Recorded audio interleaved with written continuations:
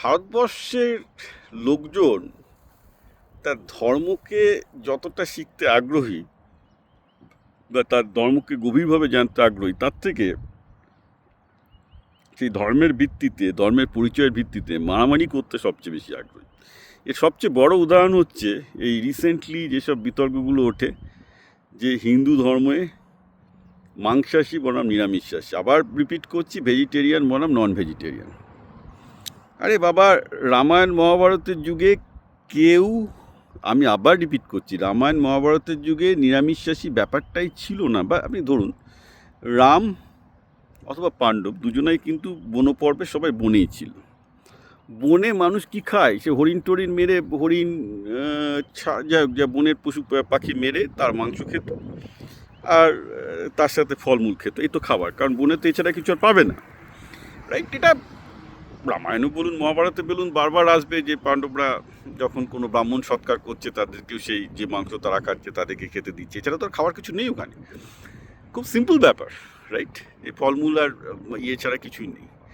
এইগুলো নিয়ে তো এবার রামায়ণ মহাভারতে কী আছে সেটা দেখে আপনি বলবেন যে তাহলে হিন্দু ধর্মে কী করে পরবর্তীকালে বৈষ্ণব অহিংস? আরে বা বৈষ্ণব ধর্ম এসছে রামায়ণ মহাভারতের অনেক পরে। বৈষ্ণব ধর্ম এসছে কোত্থেকে? সাউথ থেকে এসছে। সাউথে মাধবাচার্য, দৈত্য অদ্বৈতবাদের জনক, এবং সেটা হয়েছিল বৌদ্ধ ধর্মের প্রভাবকে আটকাতে, বৌদ্ধ এবং জৈন ধর্মের অহিংস প্রভাবকে আটকাতে। অবভিয়াসলি হিন্দুদের মধ্যেও প্রচুর অহিংসা ভাবটা বৈষ্ণব ধর্ম নিয়ে আসে।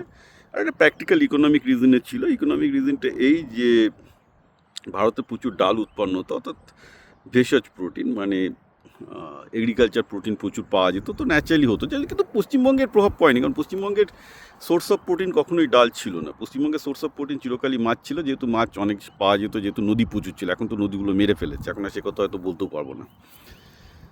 তো প্রশ্ন হচ্ছে যে রামায়ণ মহাভারতে কৃষ্ণ কিংবা রামের উদাহরণ দিলে কিন্তু দেখা যাবে তারা মাংসই খেয়েছেন, এটা নিয়ে কোনো সন্দেহই থাকতে পারে না, ঠিক আছে? এবং এটাও জানতে হবে যে হিন্দু ধর্মের যে অহিংস ভাব বা নিরামিষাশী ভাব যেটা বৈষ্ণব ধর্মের মাধ্যমে এসছে, সেটা অনেক পরে এসছে। সেটা 2nd সেঞ্চুরি 3rd সেঞ্চুরি এসছে, এবং সেটাও বাংলাকে টাচ করেনি টিল 15th সেঞ্চুরি, কারণ বাংলা চিরকাল মাছ খেয়ে এসছে।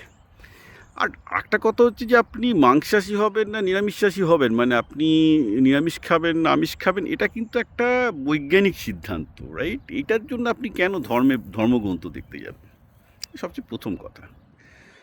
এবার দেখুন, জার্মানি ইউরোপে অনেকে ভেজিটেরিয়ান হয়ে যাচ্ছে, ভেগান হয়ে যাচ্ছে। ভেগান হলে শরীর ভালো থাকে। এখন অনেক উন্নত উপায়ে ভেগান প্রোটিন তৈরি করা পসিবল হয়েছে। ভেগান প্রোটিন প্রচুর আমার কাছেই আছে। খেলে মাংসটা কম খেতে হয়, সেটা একদিক থেকে শরীরের জন্য ভালো এই বয়সে, উইচ ইজ গুড।